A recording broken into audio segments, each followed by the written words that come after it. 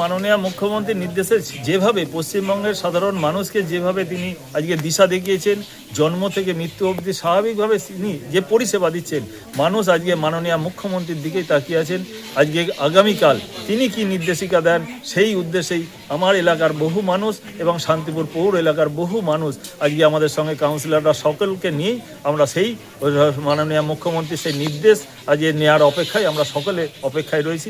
তিনি আজকে যে বার্তা নির্দেশ দেবেন সেই বার্তা নিয়ে এসে 2026-এর নির্বাচনে যাতে শান্তিপুর থেকে ব্যাপক ব্যবধানে আমাদের যিনি প্রার্থী থাকবেন বিধানসভায় তাকে আমরা জয়ী করার আহ্বান আমরা তারপরে এসে আমরা সকলে মিলে রাস্তায় ঝাঁপিয়ে পড়ব তার নির্দেশের অপেক্ষায় আমরা রয়েছি। এবং আমাদের সেনাপতি অভিষেক বন্দ্যোপাধ্যায়ও তিনি রয়েছেন, তিনি আজকে এবং মমতা বন্দ্যোপাধ্যায় আমাদের নির্দেশিকার অপেক্ষায় আমরা কালকে আগামীকাল ধর্মতলার উদ্দেশ্যে কয়েক হাজার মানুষ আমরা শহীদ সমাবেশে আমরা অংশগ্রহণ করব। আপনার নাম? সুব্রত ঘোষ, চেয়ারম্যান, শান্তিপুর।